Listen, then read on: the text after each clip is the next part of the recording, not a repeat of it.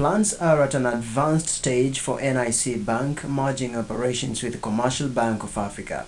KCB has also proposed to acquire National Bank of Kenya.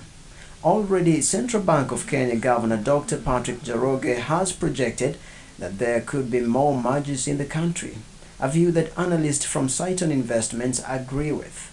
So a lot of banks are looking for regional expansion to grow their business and drive growth in the region.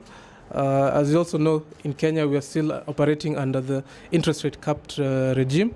So it's making it a bit harder for Kenyan banks to actually increase their interest income due to the cap. So that's why regional expansion is still quite favorable or attractive to the Kenyan banks.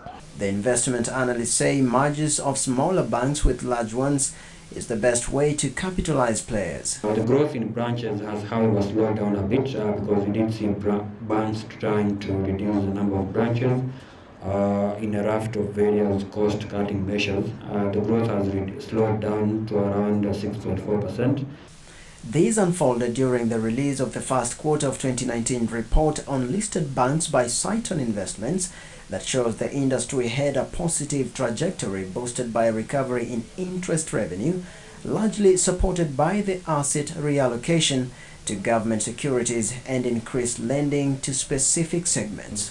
The lending rates are tied to the central bank rate. Any decline in the central bank rate ideally compresses the yields available for banks, and this has been a case because over the last 1 year period we've seen the central bank rate decline by 100 basis points. According to the report, Equity Bank topped the list of listed banks in return on average equity at 22.8%, KCB 22.4%, Cooperative Bank 18.3%, while NBK and HF had dismal performance at 11.3% and 7.2% respectively.